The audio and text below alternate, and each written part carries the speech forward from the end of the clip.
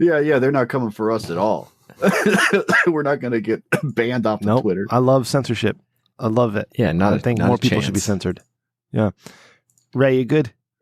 Yeah. All right, Randy. The dream. Yeah. Oh, hey, man. Kristen, you good? Adam, you good? All right, gentlemen and lady. Let's do a show. Yo, where's your girl, Ray? I want her to hear my story. Oh well. Oh, working. He used to do a World of Warcraft advice podcast. He even did the original Drunken podcast, changing the game and influencing a generation of podcasters. But he was disgraced, accused of crimes he never committed, shamed, he disappeared.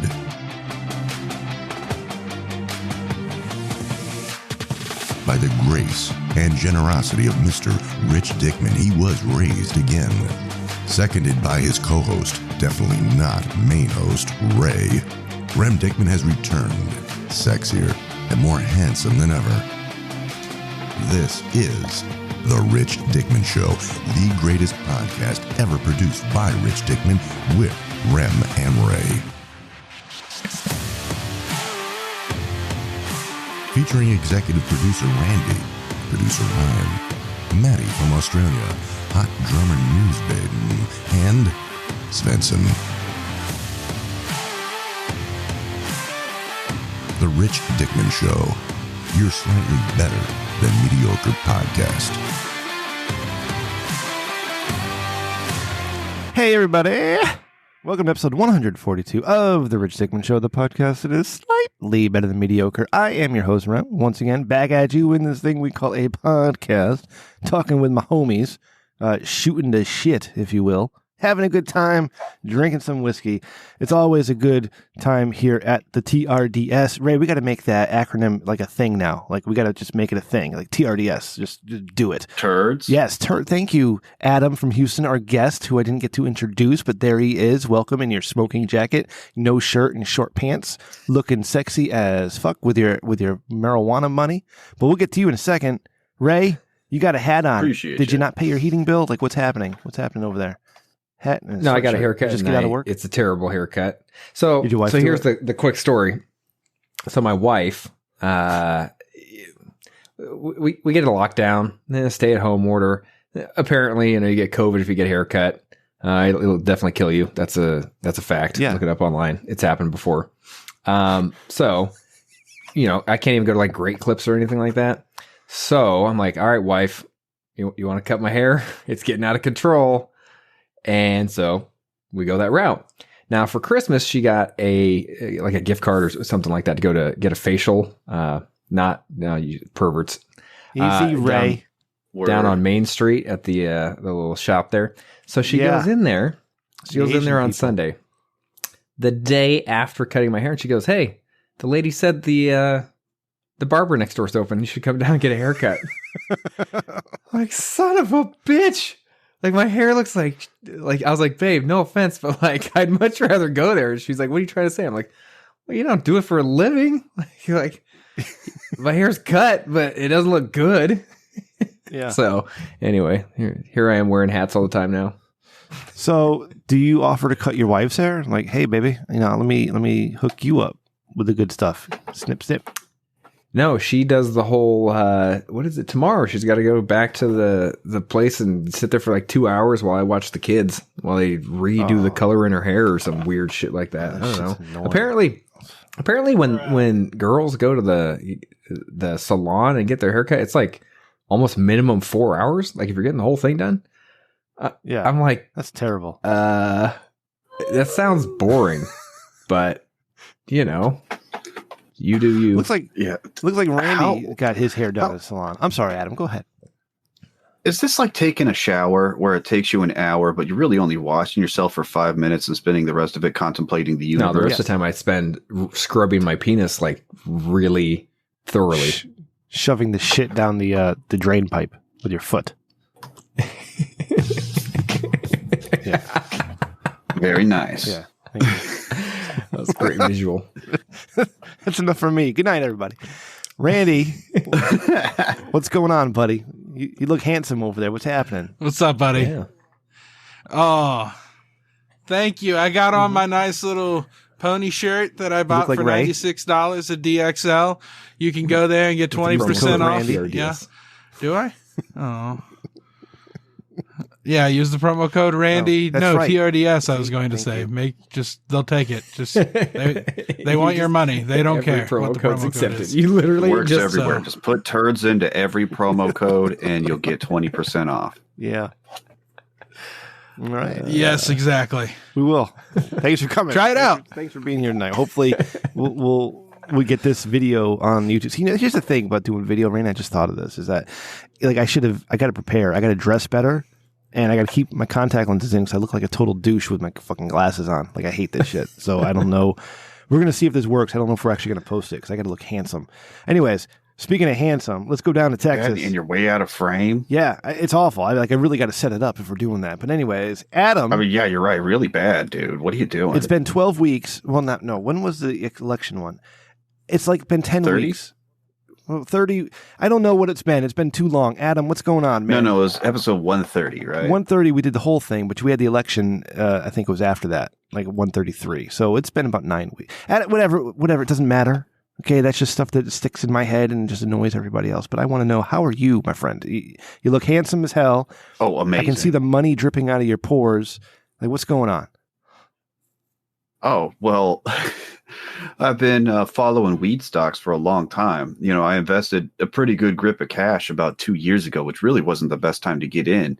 But after that, I just kept on tracking the market and kept my ear to the ground about all the news about this stuff.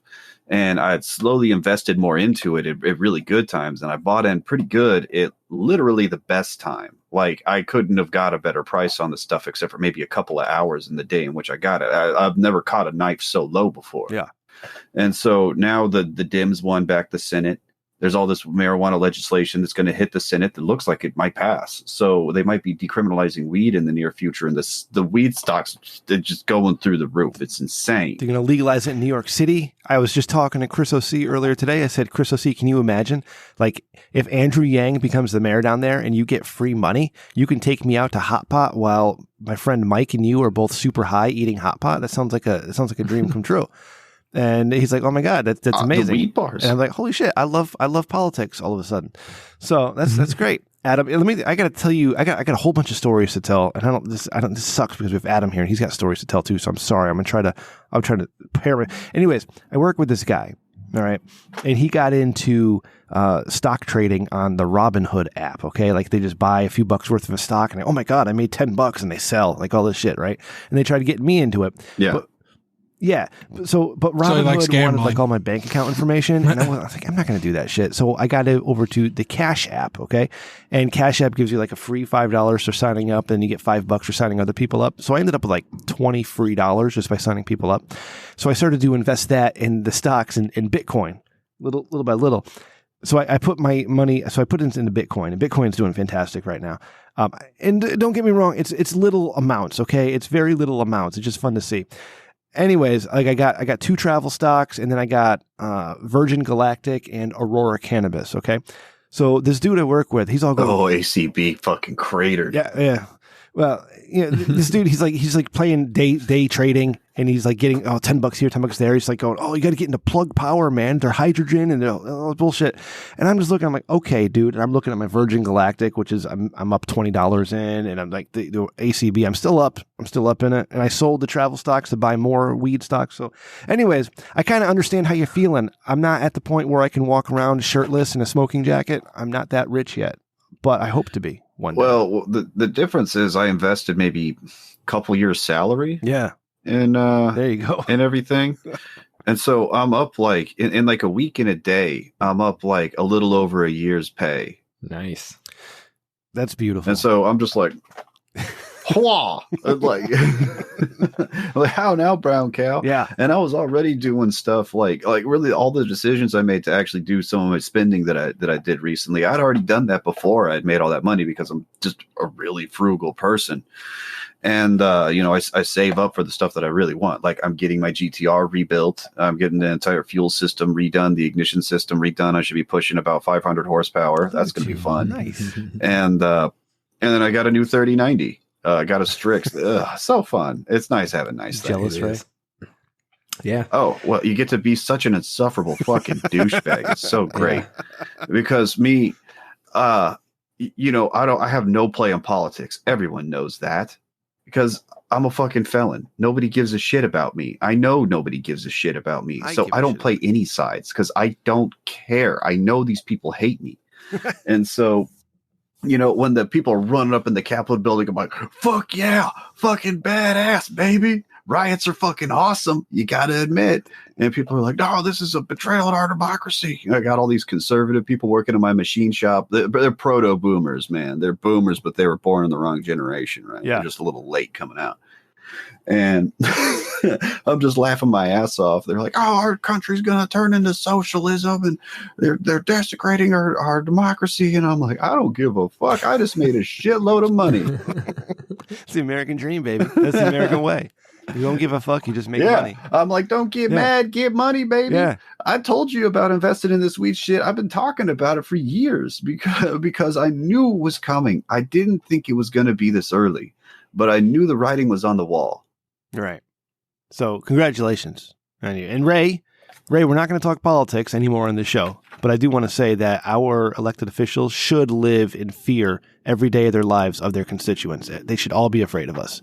All right. So, all right. So, hey, we got a big show here. We got Adam. We're going to get some stories from Adam and talk to Adam. I love talking to Adam. All right. We got, what do we got? We got a Thinking with Your Dickman, Ray, right?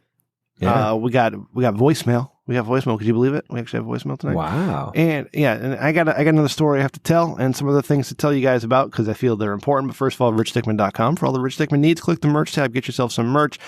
You can check out the Eat the Rich shirt because this is a great time. I never understood the cannibal revolution until the last couple of weeks. Like, I totally understand what Huel and Joma were talking about. Like, I get it. Like, fuck it. Like, just fucking eat the rich people because they're fucking out. They're awful, right? Not Adam, right? Because Adam is coming up from the bottom. It's like the people who try to control our lives, those rich people. That's what we mean when we say rich people. All right.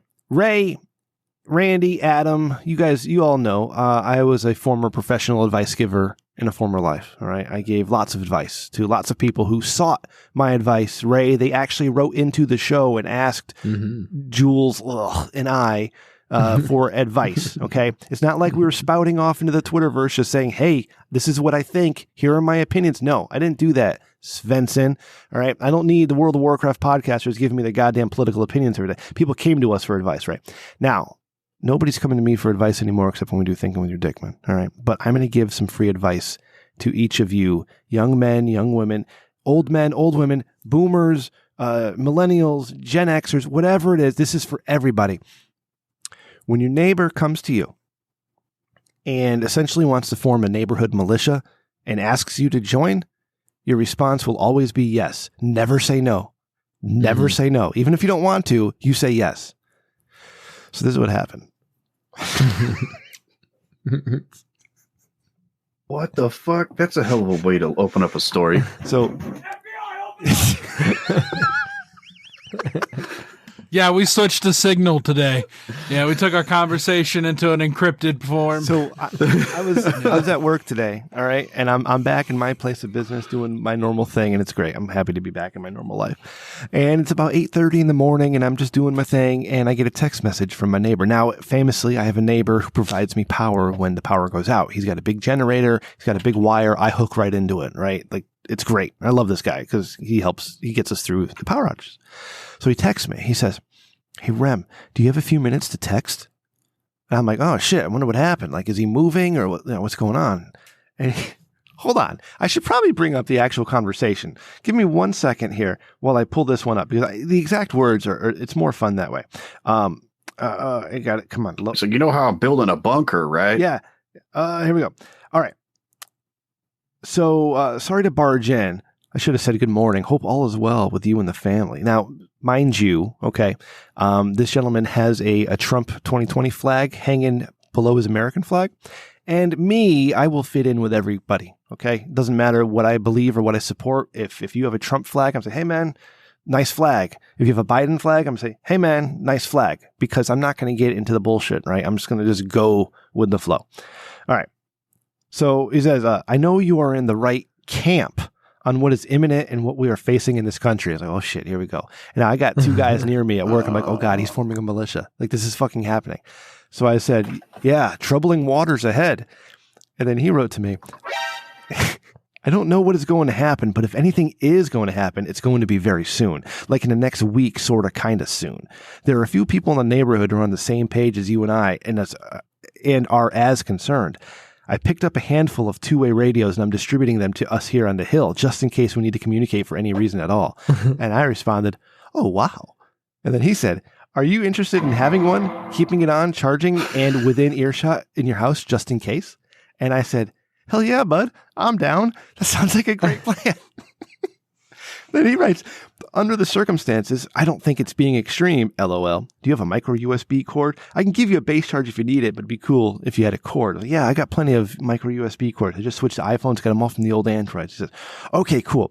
I'll drop off a radio on channel 1 along with an earpiece headset. Please plug it in a good spot. I'll number the radio and I'll give you a list at some point, let you know who the other numbers are so we don't have to use our names if we talk.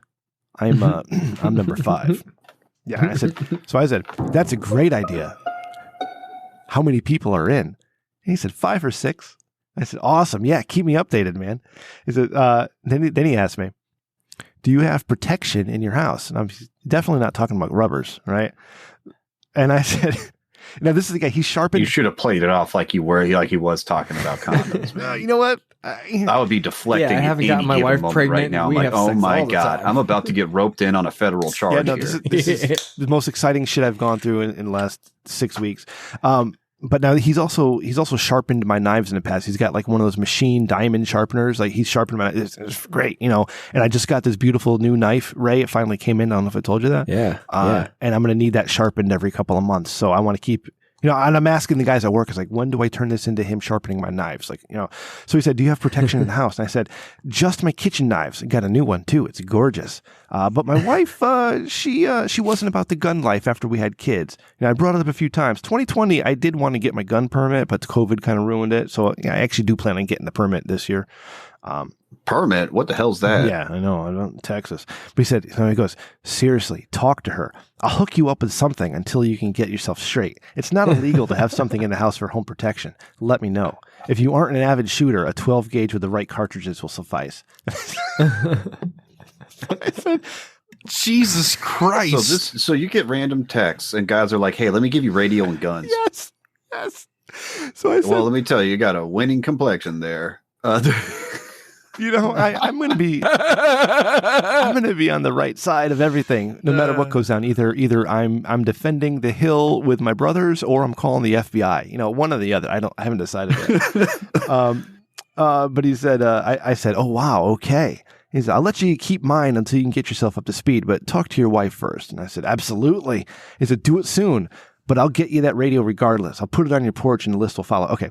So, and he said, us good guys need to stick together.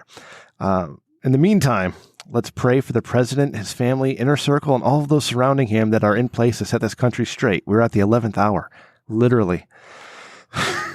So I was picking, yeah, I expected him just to throw it on my porch, but I was getting my daughter off the bus. So I was parked my car at the corner of the house, at the corner of the street. And I think he saw me. So he hopped in his truck and he came driving over and pulled up next to me. He says, hey, and I'm like, hey boss, what's going on? What's going on, man? And he had those eyes, right? And you don't necessarily want to call him crazy because it's not quite crazy, but you can see there's a lot going on in that brain of his. All right. And he's like, all right, here's your radio. All right. I set it to channel 3. Okay. And I was thinking, you know, maybe on Sundays at like 10 a.m. or something, we can all check in to make sure all the radios are working. I'm like, oh yeah, sounds great. This sounds great. I'm so excited. This is, it's like, yeah, you got it. So anyways, there's about 6 of us now who have formed a neighborhood militia. to protect the hill from any communists that might charge up. That's who you're all fighting against, the big red scare? I have no idea. I'm just assuming it's the communists. I have no idea. I live in a podunk town, man. It's like outside of a suburb, which is outside of another suburb. Like nothing's happening in this little farm town of ours. I mean, it's a red community. I'm out in the farmers. sticks. Ain't nobody saying anything like that. Yeah, like when shit goes down, it'll be in Hartford, and it won't go any further south in Crackerberry Junction. But I mean, Jesus Christ! But hey, I'm not about to tell the crazy guy, no, I don't really want to do that, because then one, I won't get free power when the power goes out, and two, I don't want him looking at me funny and like targeting me as thinking I'm a commie bastard or something. You know what I mean? Randy, what do you think? Did I make the right call?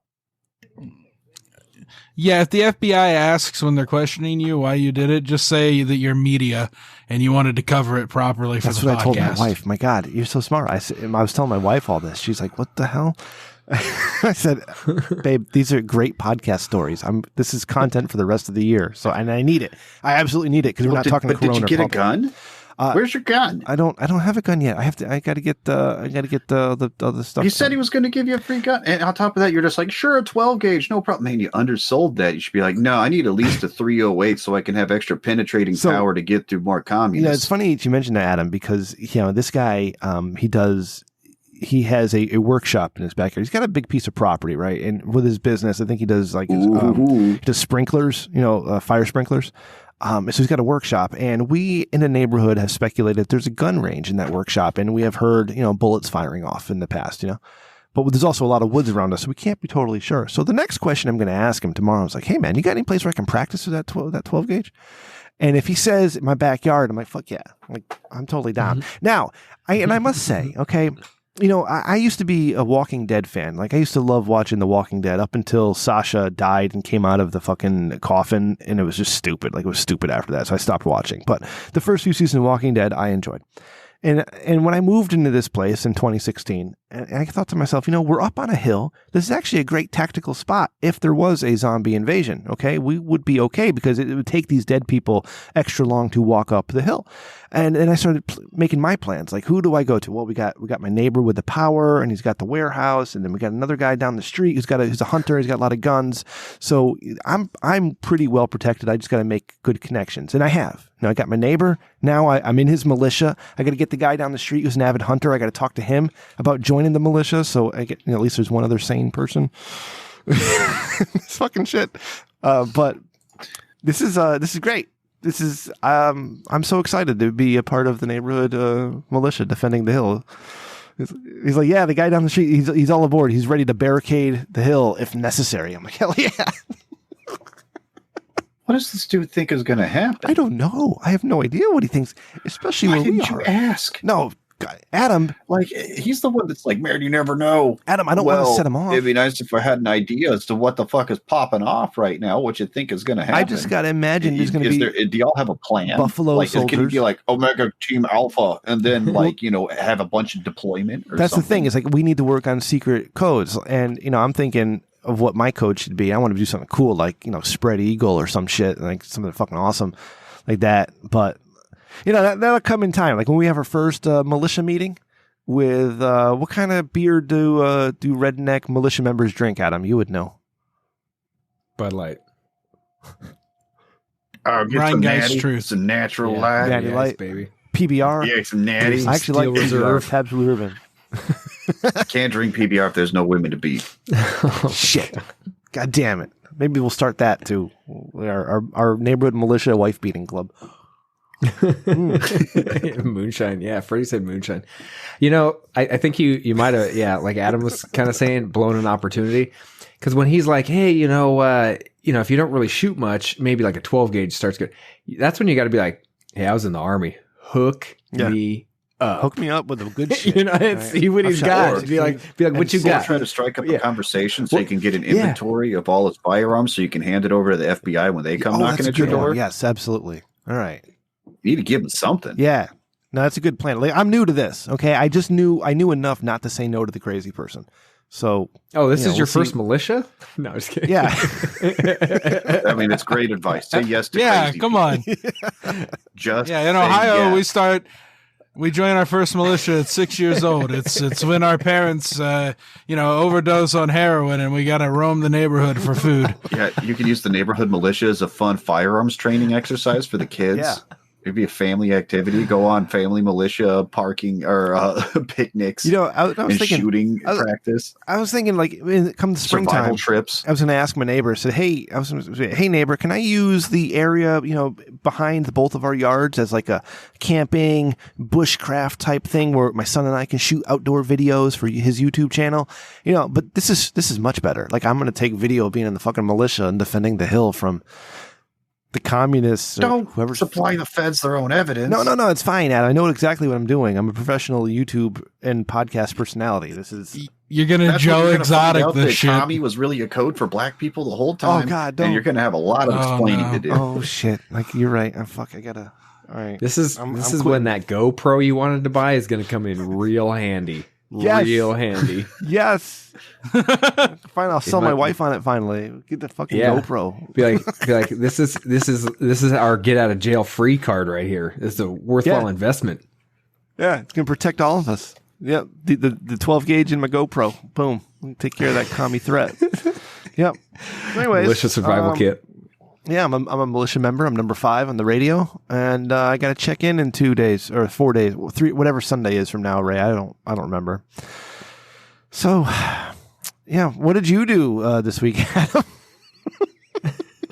Well, let's see. I played some video games because got new graphics card, and I had Cyberpunk, and for as buggy as it is, it actually functions all right on PC, and even though this thing is a fucking monster, even if you turn everything all the way up, it still only gets 60 frames at 2K.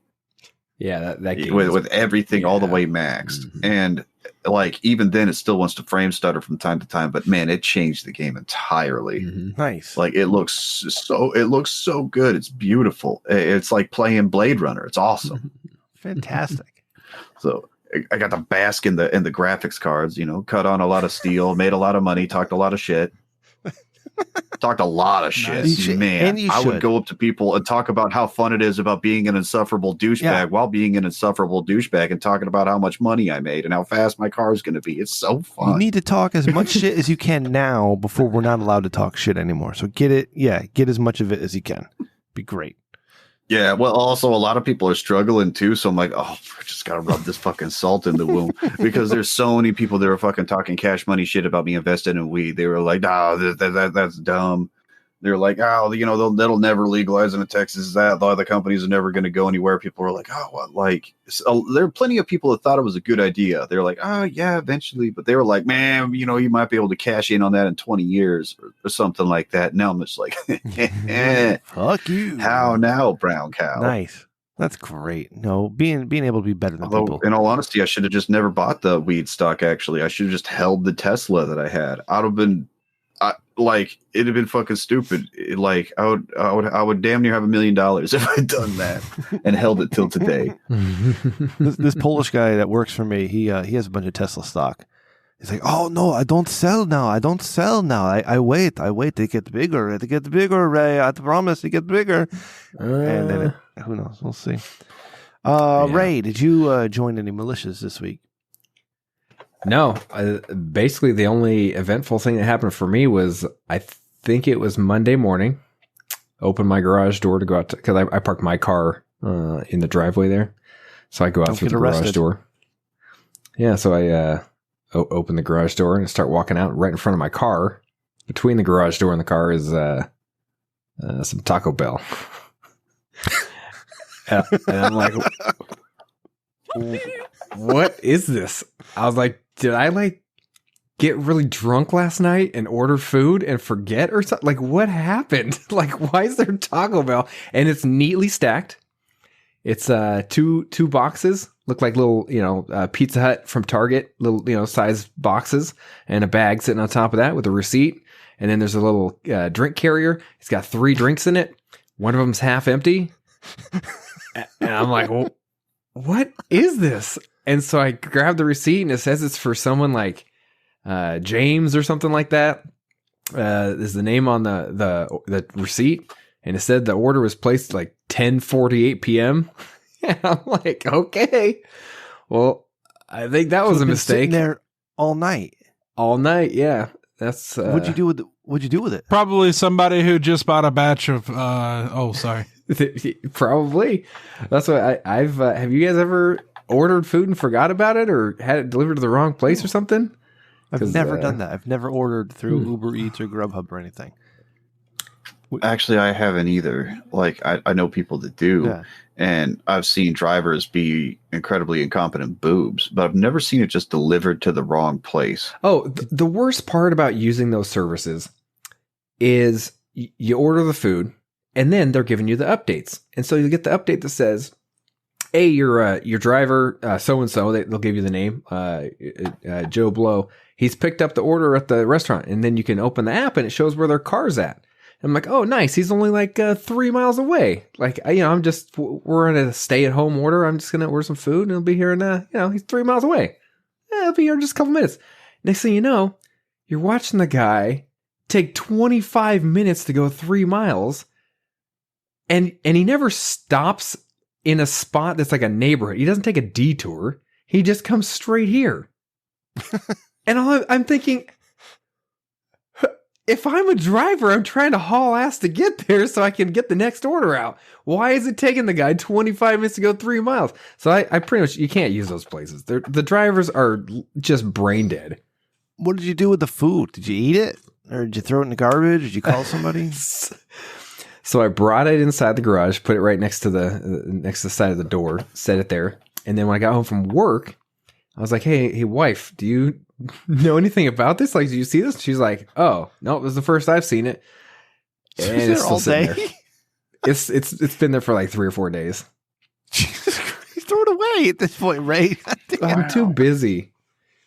I ain't got time for that Jesus, shit. Ray. I got to go through it and see what it was. I don't even know what it was. Actually, I took a picture of the receipt. Let me see if this order sounds like it's a tasty order to you guys.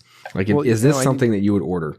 I'll tell you what Crystal C would order. Do you want me to go downstairs? I can't tell what they ordered. Do you want me to go downstairs and bring the food up here? Yeah. Actually, yeah.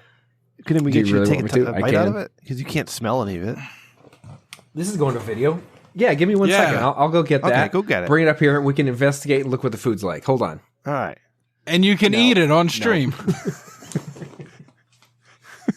So, we'll make it meet Ray is gone. The mystery food. And I know Ray doesn't listen to the show, all right? Because Ray he just shows up and he fucking sends his audio over. That's it, But, Randy and I have had such a bitch of a time getting a hold of Ray the last couple of days, okay? Because we have a little group text, the three of us. We just shoot the shit. Like, I complain about lots of stuff, and Randy tries to counterpoint me, and I get mad at Randy for it. Or, in the middle of the night, Ray will text us about how bad his baby is and stuff. It's just, but it's just, we're buds. This is when we come hang out. Anyways, we haven't heard from Ray in like 2 days. Like 2 days, he hasn't texted us. All right. So, I'm talking about the militia.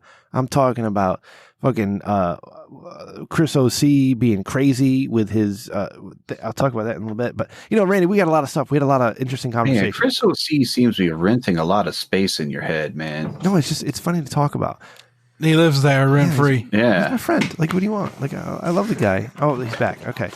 Are you not evicting him because of the quarantine laws or something like that? Correct. And also, I like going. He lives in New York, where the eviction laws are really rough. Oh, okay. And I like really going rough. to New York. It's my excuse to go. Yep. Whether I like him or not, I have an excuse to go to New York. I haven't been there since November of 19 because, God forbid, fuck. Anyways, Ray, what do you got there? What do you got for Taco Bell delivery? So here's the. Can you see these drinks? You see how this is literally untouched? You see how empty this one is? Yummy. Like, how in the world did that happen? Driver tax. Uber tax. So on top, sealed for you, Samuel V. Delivery 111. So that was 3 days ago. 10:48 p.m. Total items 11. 1 nacho fries box, medium pink lemonade, 1 beefy 5-layer burrito, no sour cream, beefy crunchy taco, seasoned fries with nacho cheese dip, a large wild strawberry fizz, Nice. FZ, whatever that is. Nacho fries box. It's a Frutista freeze. Okay. I did 3 months at a Taco Bell, Ray. okay, it was that rough. 3 months at a Taco a medium Bell. Pepsi, 1 beefy 5-layer burrito, 1 nacho cheese DLT. What's the DLT? Yeah. Doritos there you Locos go. Taco. And then 1 seasoned fries with nacho cheese dip. So this is sealed. It's still sealed, as you can see. What's the still total sealed. price? Is that on there? It's not on there. Not on the Wait outside. a second, Ray. There's 11 items. That bag is tiny. Well, just hold on. I told you Yeah, there's like the well- little Pizza Hut looking boxes too. So this is in the bag, straws and napkins. That's it. This one, here's this box that's a little. Hold on. Yeah, fix your back. It's a little soggy on the bottom, looking. Dealio. I don't even know what this is. I don't even know. Oh, that- Taco Bell that's a box $5 around your box. house. There you go. Yeah, that's a $5 box, bro. So they got 2 $5 boxes with Doritos Locos tacos and like nacho fries Yeah. and shit like that. Hell yeah, brother! Ray, what's it smell like? I don't know. It's got to smell like plastic. But they. Hey, open up one of the nacho cheeses. Let's get a look at I this. bet the nacho Yeah. cheese looks. Yeah, it looks perfectly fine. Ray, I'll let you host next week if Yeah. you take a bite out of a fry. Oh Might have man, a fry. Oh, you know these Yeah. things are not even. Oh, it's cold. Oh shit, that's disgusting. No shit, it's I was cold. out of my garage. No shit, Ray. For 3 days. I didn't expect it to be cold. Like it's like 40 If degrees. it was cold. hot, I would be worried. Call your Like I wife. took say, it out of "Bitch, my warm beer this up. fridge. I got to eat this for thinking with your dickman. Well, what if I use one of these straws and drink my beer out of it with it? You know what, Ray? oh, is that one of those lame paper straws? No, actually, I think these. In California, it has to be. It's against the law to have it plastic. No, look, plastic. Clear Oh plastic. shit! You could, Oh, You're gonna that's kill a the turtle. fucking high dollar shit Yeah, right there. I where you're gotta at. save these. I can resell them on the black market in California. yeah, you could. All right. God damn. All right, Ray. Well, thank you for man. sharing. It would have been funnier if you were eating some of that shit. Randy would do it. Well, No, I wouldn't. Hey, No. Dude, I gag thinking about maybe in like an hour when he's a little more hungry. Then What, the taste of like just dipping your pinky in that cold ass nacho Ray. cheese and just like Randy, No, look to your left. no, not Put that. it all around It's your gum. specific things that are Randy, look specific, to your left. and I can't Look to your left. discuss. like the feeling of squishing the left. nacho cheese Oh between your teeth. my god! Oh God. Oh, I thought it happened again, Ray. I thought it happened again. it was Why is almost. he muted? Why would you mute that? Cause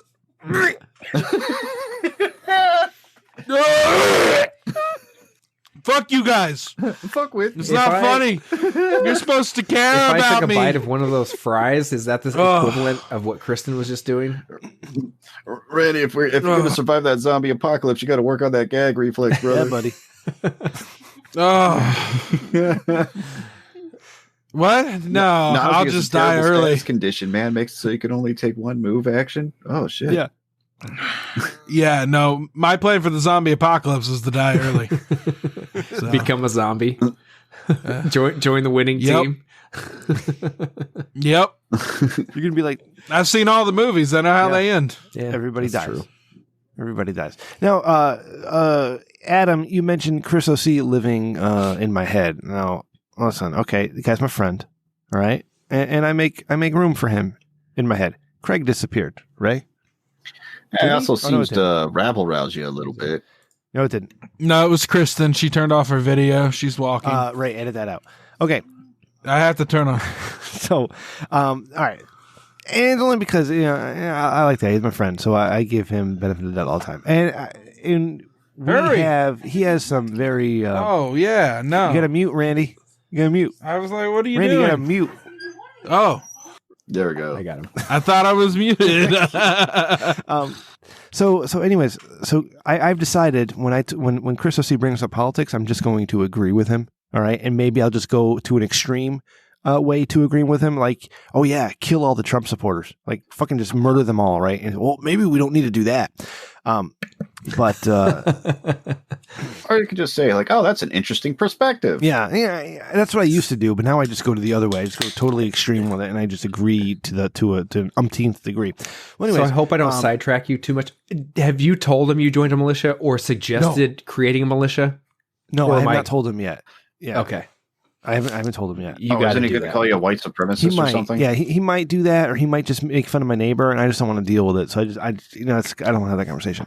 So, anyways, Chris O.C. has decided that they need to criminally indict Donald Trump for all the crimes and all the crimes that he's committed in his life, and so I said to him, yeah, but you know what? They're not gonna, right? We're gonna be out of office, and within 2 months, everybody's gonna forget about him. He's gonna disappear. Like, they're not gonna convict. They're not gonna go after criminal charges against Donald Trump. It's just not gonna happen.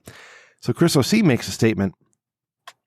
Well, if they don't, I will personally overthrow the government.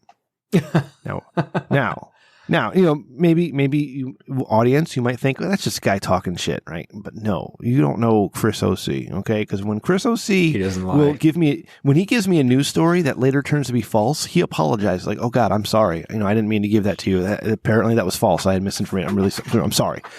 So when Chris O.C. says something, he means it.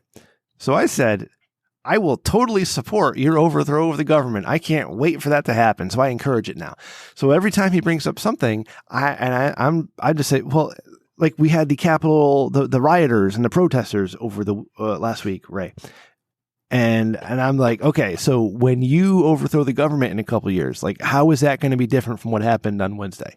He's like, well, since we'll be successful, it'll actually be called a coup. Damn, this is perfect. Oh my god! I said, I want to come up with your logo and your flag. And right now, off the top of my head, indict makes right.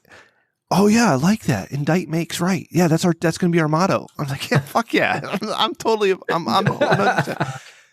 So I got a militia forming in my neighborhood, Ray, that I just joined. Make that a shirt. Indict makes right, and I'm totally support. So what you're telling me is you're forming a militia and in communique with someone that's trying to actively overthrow the government. Yes. And like he's there, he's calling these people. You're basically Hank Hill. Yes, thank you. He's calling all these people who stormed the Capitol seditionists, traitors, and they all should be hanged. Like he's going like total hardcore with the punishment in these people. I don't ever remember him saying anything about the people who burned down Minneapolis. By the way, last year I don't remember what he said about that. I don't think he said a thing. But at the same time, if they don't indict Donald Trump, he would like to do the exact same thing.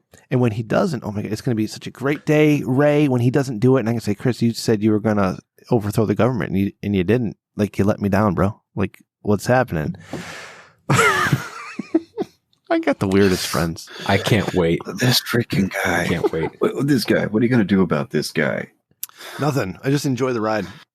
Well, I'll tell you what, at least my stances on the riots have been very consistent. Riots are badass. Can I just, you know what? Ray, we're not talking politics. This isn't politics. Okay. So don't say this is politics because it's not. But when Randy texted me that Wednesday and said they're storming the Capitol, the only thought like, fuck yeah, like awesome. Like, I hope they take everything. I hope Congress goes to prison. Like every single one, like not a Democrat, Republican, everybody. Like, I hope everybody's cowering in Nicolas fear. Cage steals the Declaration of Independence. Yeah, like just fuck. I'm sick of it. I'm sick of everybody, and I'm done with it all. Like just burn it all down and start again. I was so excited, and Randy was over there nervous and scared, and Chris O.C. was nervous and scared. Like these traitors, these are patriots. I don't have a neighborhood militia, bro. Yeah. Well, I mean, I'll tell you how I felt, man. You had all these people sitting high in their ivory tower, and you get the unwashed masses all running up, desecrating your building. Yes. It's like, yeah, you better recognize a little bit that really you're here at our discretion. If everybody really suddenly turned on you, you'd have a real fucking problem. Absolutely. As I said at the beginning of the show, they should live in fear of us. And you know what? My representative should at least know my last name, right? Well, Rem, there's too many of you. There's too many people. They can't possibly. That's the problem. That's the goddamn problem. All right. There's too many of us and not enough of them. Right. We need more representation. Right. Instead of representing 1 million people, they should represent a smaller number. nothing would ever get done. I understand. Well, back in my hustling days, I always had this attitude where I needed to be prepared if shit popped off. You never knew if shit was going to pop off. You never knew just if it like could. my You never neighborhood know what was militia. going to happen. So I was just always prepared. And I would be sitting in almost any situation. I always try to think myself. I'm like, all right, reality check.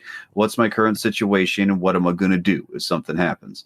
And you know what? I think a lot of these congressmen don't do something like that, where they're like, well, let's evaluate the situation here. Who am I really pissing off? And it's really getting to that critical level. And it's been getting a lot closer than I think they realize. And it's nice to get a little reality check every now and then. 100%.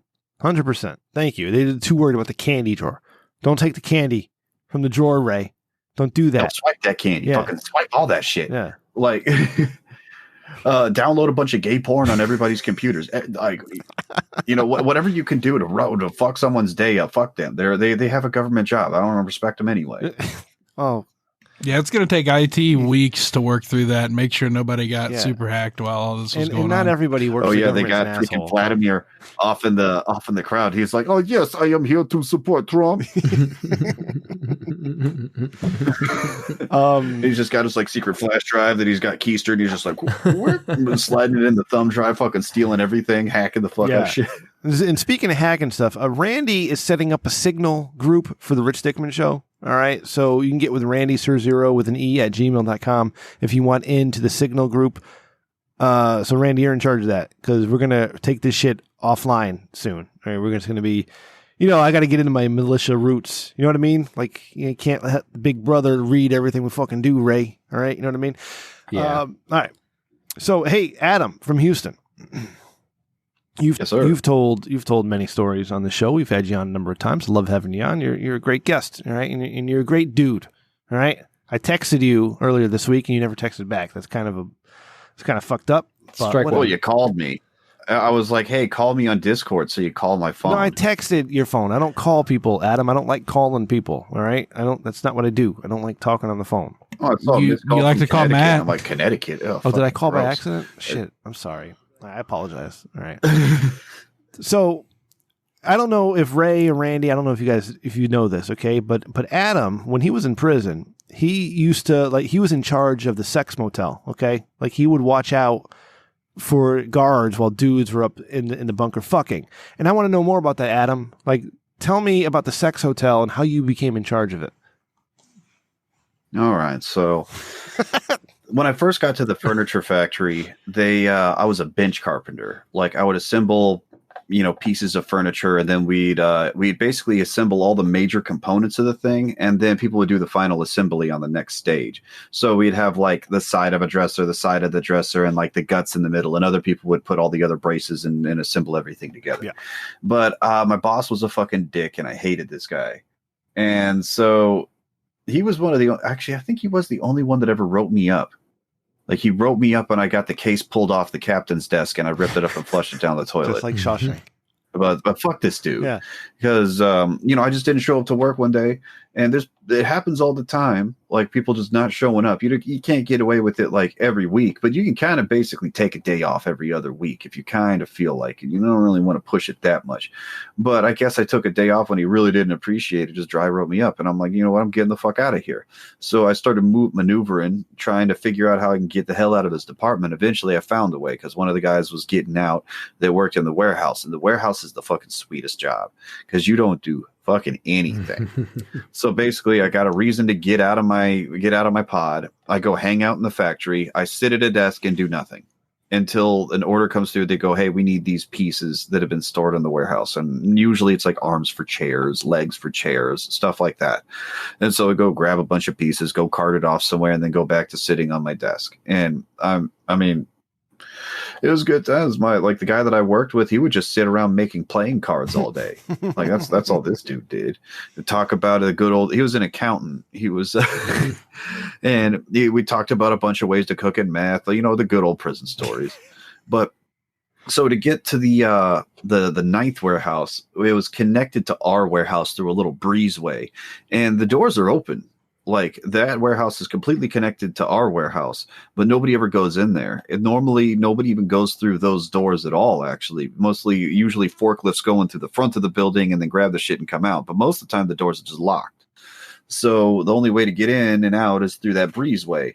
Well, because it's basically abandoned, there's areas back there that if you just walked in, unless you really search this place over, you're not finding people back there. There's a bunch of little hidey holes. Right. So all the gay dudes that worked in the furniture factory, they went back off there to go fucking, because normally, like, as far as like all the gay dudes, there's not a lot of times that there's two people that necessarily like mash up in the same pod. So they're always trying to find up some elaborate reason to like get private somewhere off at a job or something like that. Just like straight people. But yeah.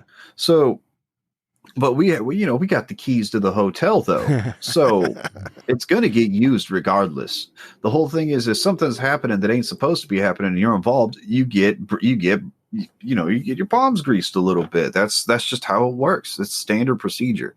So basically, we always had plenty of coffee for everybody at the warehouse. And when you first get there, there's this big table and then some little cubby holes behind it where you put your boots and all your other personal effects and shit like that. Like you bring your shower stuff with you because you shower right when you get done with work and then go eat and then go home. So, in that table up there, everyone has their own personal coffee mug. And, it's a little plastic cup. Mine had #1 sniper carved in it from Team Fortress 2. But a sniper meant something else in prison, by the way. It's someone that's trying to jack off on a female guard. Basically by like peeping through a window or something like that and beating their meat and basically trying to jack off on this guard without her noticing that you're doing it. That's a sniper. So that's amazing. Yeah, I appreciate it. I thought it was hilarious. So takes talent. Yeah. It's a real art form. So basically what you do is everyone has their own little arrangements as to who gets in and who doesn't and shit like that. Because actually there's a lot of times people try to be as discreet about it as possible, but you're not getting by me without me seeing. That's just what it is. So I always got broken off a little bit. And so if someone had a deal going on that they were getting paid for so people could go off and go fuck, they would take their coffee mug and they put it off in the corner of this table so everybody can know that they got something going on in that warehouse. Now, if you have your own mug, but it's not at the corner, it's on the edge in the middle of the thing, that means you're off sleeping somewhere. And if someone's looking for you, they need to come and find you. Jesus Christ. Because it's boring as fuck. Like I would be so fucking bored out there. Normally I'd be like reading, doing a whole lot of nothing. And but working out was serious. We made our own dumbbells. We had our own bench press that we made out in the furniture factory. We found a steel pole that we put like rolls of wax paper that we tied with cloth so we could put up to 200 pounds on this bench press. Like, I mean, I worked out a fucking lot in prison because there's just nothing else to do. And actually, if you get a workout buddy, basically, you got someone basically, if you're working out with someone, they're going to cut for you. Like they'll at least give you a heads up if something like that's going on because that's sort of kind of like understood. And at least it shows that if you're like working out with someone that you actually give a shit a little bit about like, your physique or something like that. Cause actually prison turns men really vain of all things. It really turns men into a bunch of bitches. They just gossip and worry about their weight all the time. So were they having sex? Like, was there a lot of sex going on? A lot of gay sex? Was that happening? Oh, not as much as you'd think, man. I mean, really, it didn't happen. I mean, it happened, but it didn't happen all the time. And actually, a lot of times people are pretty damn discreet about it because there's a lot of incredibly homophobic people in there. So, like, a lot of the Hispanic gangs really have problems with people being homosexual, and they'll fucking kick you out if they find out you're gay. Same thing with a lot of the black gangs, and a lot of the people that are white will do that too. Although they can act really gay as hell sometimes. It's actually, you bring up a good point. Is you got the prison population, right, which is made up of so many different types of people, and not all different ethnic groups approve of the gay lifestyle, right? As you just mentioned. Yeah, well, you're dealing with a lot of intolerant people to begin with. There's a ton of racist people in prison. A lot of people are racist. If I had to really put it into numbers of people that I'd be like, oh yeah, that clear cut, no question, that dude's racist. Yeah. About 2/3 at least. I mean, I'm talking like black people that hate white people, Mexicans that hate black people, white people that hate black people. I mean, self-hating race people. it gets really fucking convoluted sometimes. Racism and everybody's trying to play to their own little gang, their own little side. Yeah, racism is not just a white person's game. Powerful tools and identifiers. Everybody can be racist, like all different. Ray, your heritage of Chinese people, like Asian people, are the most racist of all. Like they are the most racist people I've ever met in my life, and it's insane. I'm glad you're not that racist. Met 4 Asian dudes in prison. There weren't very many of them, and they all fucking hated each other because one was half Korean, half black. One was Vietnamese. One was Filipino. And I don't know what the other guy was, but they all fucking hated each other because they weren't the right type of Asian. Yeah, well, that's the thing. It makes perfect sense that up until I found out that I was Asian, I was actually very racist. When I found out I was Asian, it's just self-deprecating. Yeah, he hated himself. Oh, your driving got worse. Oh, man. Oh gosh, it kind of bothers me when people talk about like, they'll talk about like white privilege and or something along that line. A topic like that will get brought up, and they'll be like, "Oh, it's impossible for a white man to be discriminated against because of the power structures involved or something like that." They're like, "There's only a case I can think of, and it's this." I'm like, you've never been to prison then. Yeah, you didn't grow up in Clover Place. If you've seen American History X, they have that line in there where he's like, "In here, you're the ninja." Yeah. And you know what? That's in certain circumstances, it's incredibly true. Now, Adam, did you have did you have like a preacher, like a super religious guy in prison who was trying to get everybody to see the light of the Lord Jesus Christ? Or is that not a thing? Yeah. Yeah, you did. Okay. Oh, yeah, that's 100% a thing. Yeah. There are a lot of people find religion when they get locked up. Like I would say about a good maybe, like I'd say probably about a good 15% of the population are overly religious and incredibly obnoxious about it. Right. Like I don't know. I think I told that story about the Bible bully guy that fucking beat that dude up and hit his head across the fucking toilet. Yeah, I remember that. Yeah, Bible bully. Bible bully. It's fucking wild. And then on top of that, you have.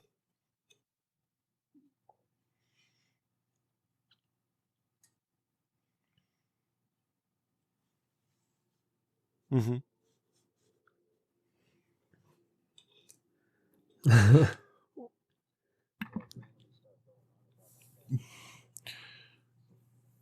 Do you think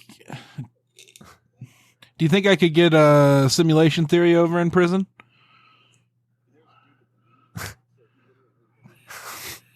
That's great. Ray, research starting religions, please. Okay, we got to get TRDS religion going. Religions or cults? Which one would you? It started as religion, will turn into a cult. Political party. Political party. I actually made a point to sit down and actually read the Bible cover to cover, and it sucked. Like Leviticus sucked, Deuteronomy sucked. Like there was a lot of parts of that book that are not meant to just be sat down and read. But I wanted to be well versed in it. I read the Bhagavad Gita, I read the Quran, I read the Holy Bible, I read the New Testament several times with many different translations, because I just didn't want to be missed when people hit me with a religious conversation. So, like prime example, you were talking about how your neighbor was like, "Hey, we need to pray for Donald Trump and pray for all this." There's only one thing that you can pray for that you are guaranteed to get, and you know what that is according to the Bible? What's that? Wisdom. Might not like it, but you'll get it. Yeah, I read the summary of the Bible. It was called "God is disappointed in you." My favorite one's when people say there are no contradictions in the Bible. I mean, there's a proverb where literally it says you need to argue with a fool, and the next line says don't argue with a fool. Did you read the teachings of Dalai Lama? Did not read the teachings of the Dalai Lama. I didn't really go down the Buddhist route all that much. When I was a younger man, and I was kind of dabbling in the college life. Like I never finished college. I got 15. Yeah, you're white. It was right. Yeah, thank you. And I came across a book by the Dalai Lama, like two different books. Like one was an introduction to Buddhism, and the next one was whatever the Dalai Lama. I can't remember the name of the book now, but I read both of these books. Okay. And I tell you what, more than I grew up Catholic. I went to, for the first few years of my schooling, I went to a Catholic school, And then I went to an all boys Catholic high school. Okay. And it was in high school where I lost all my faith. Like I was like, this is all bullshit. Like, what the fuck are we doing? This is fucking bullshit. Like, why am I wasting my time learning about God when I could be learning fucking woodworking or something useful? Right. But anyways, I read the Dalai Lama's book and I read the Introduction to Buddhism. Like, holy shit. Like, this totally makes sense. Like, your life is suffering. You can't change that. You have to learn to live with it and deal with it. Like the teachings of the Buddha fucking changed my life and influenced me more than anything I had ever learned about Jesus, our Lord Jesus Christ. Did you go and meditate on Son a of mat God, of the Father? thorns? Yeah, when I didn't go meditate or any of that shit. Like I tried some meditate. I couldn't. I don't have the Ray, I got to tell you what, Ray, real quick, is that my wife, for my birthday, got me a bottle of Colonel E.H. Taylor bourbon, right? 100 proof Kentucky Good bourbon. stuff. And I don't need to drink a full glass. I get a half glass through this fucking goddamn beautiful, 100 proof. That's delicious stout, man. elixir. That'll knock the herb And I'm off that drunk thing. as fuck. Yeah, goddamn. It'll take the herpes off, right? Get rid of the AIDS. Probably kill the corona. All right? This is my corona cure. What I'm saying is that I learned a lot from the teachings of the Dalai Lama, and that influenced my life, and they still do today. You know, just you kind of have to accept where you are and work to make yourself better. Like you can't change what is; you can only be what is more. I read a lot of books That sounded pretty about insightful. Masonic philosophy, and that was actually incredibly practical for a lot of like their teachings on ethics and things like that. I found that stuff absolutely fascinating and incredibly useful. Is it the Freemason stuff? Mm-hmm. I was in the Demole when I was a kid. Oh shit! And I never Aeros joined Francis back because I'm on, just Ray. not a joiner. Make a note. Man. I just don't join shit. I take my obligations very don't follow seriously. If I anybody. say I'm going to do something, I'm going to do it. And they got this group of they require you to have all these secrets, and I don't take an obligation like that without knowing what it is beforehand. Did you know that when they vote in the Freemason Society, it's That's where black balls balls comes elect and cubes reject? What? Black did you balls say? reject, white cubes accept. So yeah, that's where the term blackball Yes, comes from. that That's was where an the term episode third degree title. comes from. Right. That's where getting your goat comes from. Like there's, we live in a Masonic nation. Like, so in the late 1700s, being in a secret society of some sort was the real chic thing to do. And so there's a ton of people that were Masons that founded this country. And, it molded a lot of policy and also a lot of ways that we talk about stuff. And it was incredibly popular in the military, especially in like World War II and World War I. World War I was peak membership. World War II spiked it back up, but they've been on the decline ever since. They're not irrelevant or anything, but they're greatly diminished from what they used to be. Yeah, it's a shame. I think we need more of Don't that. you have to? Go ahead, Randy. Oh, I'm sorry. Don't you have to give up your wealth and then they take care of your wife or spouse? I think that's Scientology. Adam's not giving up his wealth. No, nothing like that. It's just a boys club.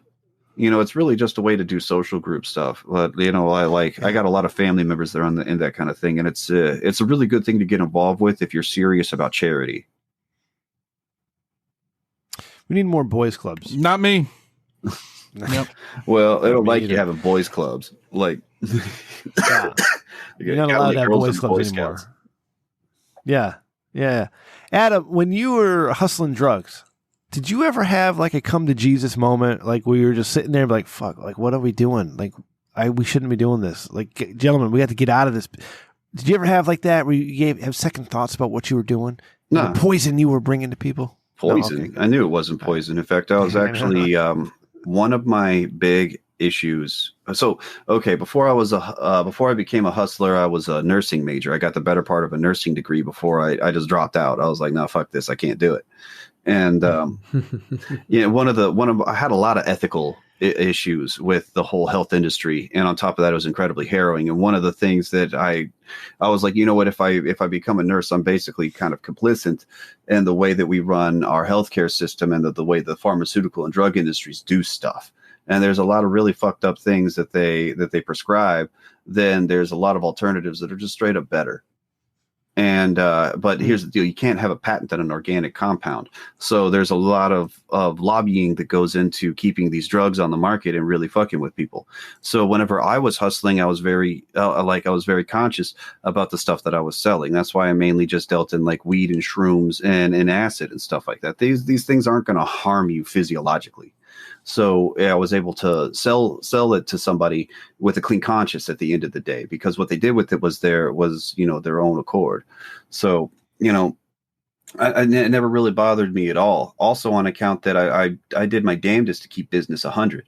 Like, there's always a sort of grimy street element that gets involved when you're doing that kind of thing, and also when you're dealing with people that are straight up killers, then there's a lot of weird criminality involved. I just made sure that violence didn't follow me around, and that there wasn't any sort of weird suspicions about stuff. I don't know. People liked me because the crew that I ran with, we just had a chill vibe, man. We were cool to hang out with. Right. We never caused any problems. In fact, there was other drug dealers that were in the same building that we were hustling at, and they looked to us to make sure that they stayed in line, because they knew that if they fucked around, they weren't going to have a good day, that they were usually wilding out, but they had to fucking keep it under control to a certain extent, because we weren't going to tolerate it otherwise. And, it's things like that just kept shit running smoothly. There's a lot of unspoken understandings about this type of stuff that made it so that everything just ran all right. And I was able to sleep at the end of the day with a clean conscience. See, Ray, I've been telling you for 2 years now that the market will fix itself. All right. And Adam just proved that. I'm sorry. You look like you were going to say something. Go ahead. No, you are right, though. I mean, we keep evolving as a society, but you're right. It does kind of level itself out. That's all I was going to say. Yeah. So what do you mean by the market leveling itself out? With the decriminalization of marijuana coming in the next few months, okay, and Oregon legalizing basically everything. I told Chris O.C. that my friend Mike wants to try mushrooms sometime, and Chris was like, "Yeah, that'd be awesome." And then my friend Mike asked me to ask Randy where one could get mushrooms. Can you actually get mushroom spores off of Reddit? Like, is that a thing? I don't know if what that's kind of mushrooms? still legit. You used to be able to. Yeah. Back in 2008, I bought some spores offline. And so apparently the way the legality works about it is you can't have any actual mycelium, but the spores themselves don't have any microbial, or they don't have any psychoactive substances. So it's legit. But so having fungal spores is legal for scientific purposes. So basically, if you're studying the stuff, and all you got to do is just say that oh yeah, I'm going to look at this in a microscope, and then they're like, okay. At least that's how it was back then. And I got some spores. I grew a couple of caps for my own personal stuff, and that was. I would hate to do that as a full-time job because the shit grows so damn fast. Like at that point, I wasn't a routine kind of guy. I hadn't developed a routine. I never liked having a routine, and you'd need something like that if you're messing around with mushrooms. Right. So, my friend, good thing my friend Mike listens to this podcast, so, we can get through this. He's really interested in trying mushrooms. Now he smokes, vapes a lot of weed. Is the mushroom experience much different? Randy, you can weigh in this if you have any experience, or Ray, you too. But, it is way different. Like, how would you say it's not even different? the same family of drugs? I mean, you're dealing with cannabinoids that are kind of like, relaxant and incredibly mild hallucinogen, to the point where you're not going to see anything smoking weed. But if you take enough shrooms, you'll be getting like visual tracers. Stuff will, like, patterns will like start shifting and moving on you. Colors will seem more vibrant. You might get synesthesia and start like tasting colors or something like that. Like there's a bunch of wild things that can happen doing shrooms. That sounds amazing. My favorite trips were usually like maybe 3 hits of acid and like an 8 to some shrooms, and that'll put you on a fucking ride that is fun to go down. You say 3 hits of acid and 1/8 of shrooms? Yeah, that's how I used to like the hippie trip back in the day. Like, I mean, the most shrooms I ever ate, I ate an ounce of shrooms one time. That was not a good idea. Because, man, I shot way too fucking far. Like, I used to get pounds of shrooms from California, actually, for fucking cheap. And it was to the point where I just stopped growing my shrooms because there was no point. The money was too good on buying these pounds because they were just fucking, no one else could get them. And we got them for fucking rock bottom prices. So we were able to more than double our money off a pound of shrooms. And so we just had extra shrooms laying around. We had this one stalk that was like this fucking long, good, like 5 inches almost. And I weighed this thing, and it itself was a half an ounce. So when it got to the bottom of the bag and we had all the fairy dust in the bottom of it, and then that one big ass stalk that I set aside, I was just like, fuck it, I'm gonna eat all this shit. Man, at one point I was fucking skateboarding around in my own brain pan. It was a fucking wild ride, dude. So I thought the feds were wiretapping my sandals, and I kicked my sandals off. Ray's over here getting excited. But so so you grow the shrooms. It's not like you're chopping them up and putting them with your steak in your gravy, right? You're fucking. You can just. I mean, if you really want to, you can just grab them and eat them. Like really? If you want to, they don't particularly taste good, really. I mean, if you grow them right, they don't taste like shit or anything. But you're growing them out of like long grain brown rice or something like that. It'll have almost like a cardboardy kind of taste to it. Like it's nothing special. It's not that great. But I like them in a Nutty Buddy.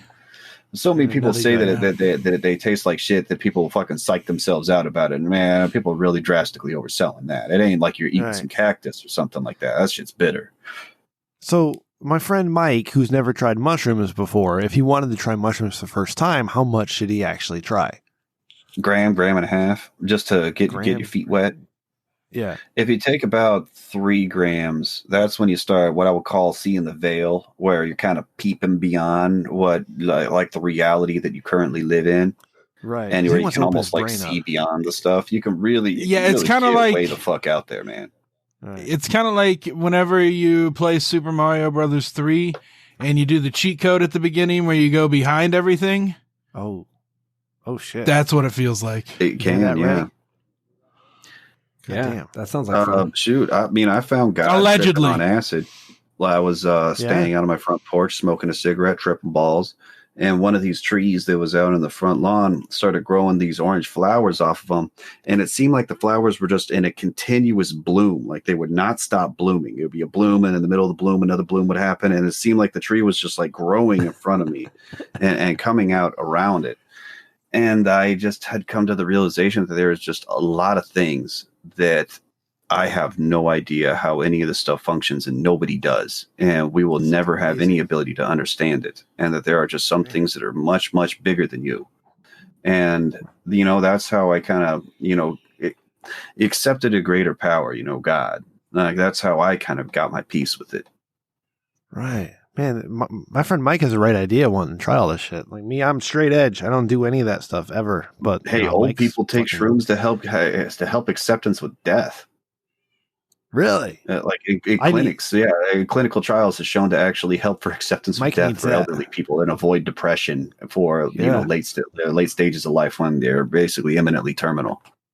Wow. Ray, you taking notes, man? Like this is good information. Mm-hmm. We could sell TRDS branded mushrooms. My cousin tells me DMT is wonderful as well, and that helps you talk to interdimensional beings. Yeah, he'll get you out there. Drink some ayahuasca. On the New Year's going into 2010, and that was a fucking wild ride. I had to round up my roommate at the time because he was constantly talking to some Indian shaman that he was chasing around the apartment. Wow. That's amazing. Yeah, he like saw the half naked Indian from fucking Wayne's World 2 or something. And it's just fucking following this dude around the apartment trying to find his way outside. I'm like, you can't go outside right now, dude. You're fucked up. People won't understand. I've had those exact words spoken to me before. Yeah. Well, I mean, it's true. Sometimes you got to give people the reality check. Be like, look, if you say anything to anybody right now, they're going to be like, this motherfucker's a madman. Fucking call a white van. Like if you're tripping and other people aren't aware of it, or if they're not experienced with it, just don't do it around them, man. They're gonna harsh your vibe, bro. So one more question. I did a front flip down a flight of stairs right afterwards. God, hand of truth. But before we get into thinking with your dick, man, this is one last question because my friend Mike is very interested in this. Right, he should not be trying mushrooms the first time alone. He's going to need somebody who's sober with him or somebody who else is on mushrooms. If he's doing a low dose like that, if he's doing a low dose like that, like a gram and a half, he'll have his head about him enough. If he has the understanding that one, don't fucking call anybody. Don't post anything. Don't say anything to anybody because like you're just in a mode where the people it's going to be fucking gibberish potentially. So you don't want to look an ass. And also don't leave. Like, if you buckle in and you're like, all right, I'm going to spend a good 5-6 hours fucking grooving out, watching some movies, listening to music or something like that with that understanding that that's what you're going to be doing. Hell yeah, it's a good time. Or if you got some friends that you can hang out with online that are cool about it, then yeah, that's a good time too. Now, not that this is a situation that Mike would probably get into, but if he was on mushrooms and then the local militia said, we need to get together right now, what do you think might be the outcome? Don't go. Okay, yeah. So stay go home. Get a 12 gauge. It'll be the best result. Yeah, if you're on a hallucinogen and you're about to do something that seems a little fucking crazy that you normally wouldn't do, just tell yourself it's just the drugs and don't do it.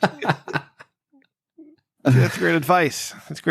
Well, I hope, Mike, I hope you're listening to this right now. All right. Mm-hmm. That's what I love about Adam episodes is that you never know, what you're going to get into. And we got some drug advice. I was kind of a Kemosabe. I fucking hung out with anybody and everybody. This fucking guy. Like, Ray, you need to get rid of the fucking coronavirus so we can just fucking travel the country, hang out with people like Adam. Like, goddamn. What coronavirus? You mean that super contagious virus that not even 10% of us have gotten after a year? That suddenly is mutating. Okay, yeah. But suddenly New York decides they need to open. And in 3 weeks, Joe Biden will say, we need to get back to work, America. Anyways, we should just not do anything. And, if someone's old and they need to go to the hospital, just not let them in. And then, we can be like, it's free real estate. And maybe I can actually cash my Social Security check. It'll be great. Boom. I love that. It's a great, nice. Adam, I'm with you 100%, but we have an obligation to do advice. So here we go. Paying homage to the Triple T. You want segments? We've got segments. Fuck you, Jules. You're a piece of shit. With your Dickman. Hope you had a nice Christmas. Meow. All right, Ray, read the letter. So Jaden writes in, I recently took a flight out of the country and, as one does, attempted to smuggle some drugs back home in my checked baggage. Like you do. Hold on. I had no idea because I don't read these. I have no idea what's coming into Thinking with Your Dickman. It's amazing how this just lined up. I had no idea this was coming. So go ahead. Yeah. So I have done this numerous times and always picked up my bag from the carousel like everyone else. This time, however, my bag didn't come out the chute. I got a funny feeling, so I left without the bag, fearing that maybe the contraband had been discovered and I'd soon be arrested. It's been a week now, and only today I got a call from the airport telling me they've realized one less bag was unloaded from the plane than was loaded. They were randomly calling people who boarded the flight to see if anyone would like to confirm the contents and file a claim for the missing bag. I declined their offer and hung up. Since they only said the bag was missing and never mentioned if it was in their possession, should I bother? I feel like this could be a setup and would prefer not to go to prison. So my dad is a short Italian man, right? He's probably 5'3", okay? And he's very Italian. And Ray, a few weeks ago, I told you he realized he spent, I'm sorry, it was the Berries and Cream episode. We did the Italian dad off where I told everybody that my dad realized he spent about $100,000 traveling to Italy over the last 10 or 11 years. Okay.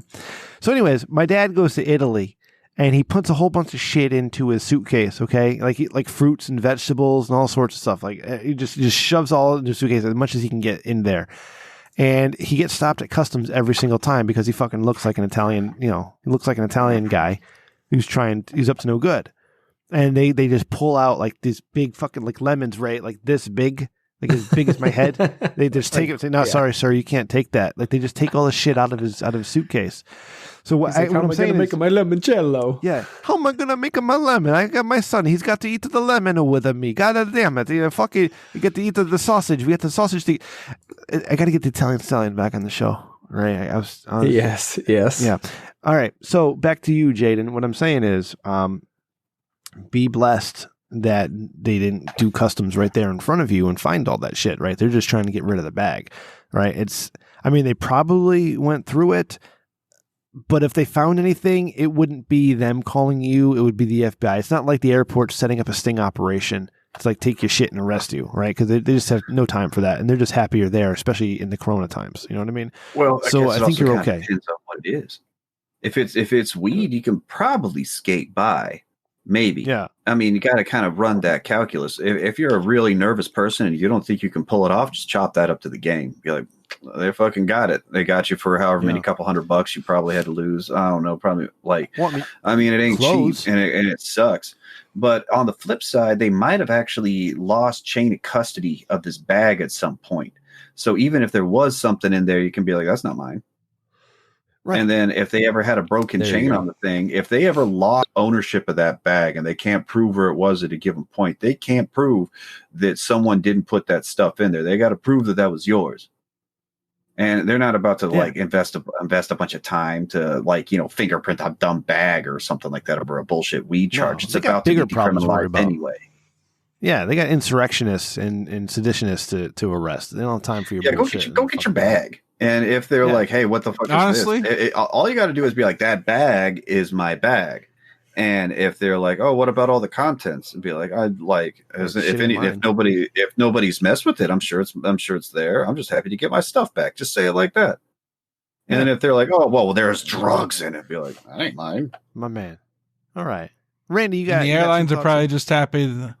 They're probably just happy that somebody's fucking flying. Exactly. So they're like, whatever.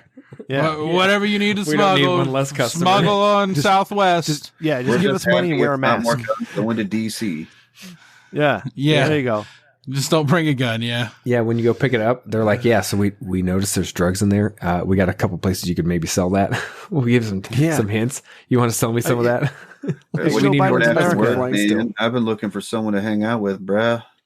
Yeah, what are you doing this weekend, man? You got a place to stay? You stay with me, man. And you passed that COOF screening, so I mean, you're fucking golden, bro. Yeah. Well, so here's how I saw this though: is that they said that it sounds like they don't have the bag. Like they're not saying, "Hey, we have a bag. Is it yours?" They're saying it's still misplaced. If it's yours, give us your name and number, kind of thing. And then once we figure out where it's at, we can contact you. Which maybe chain of custody, you might be good to go there.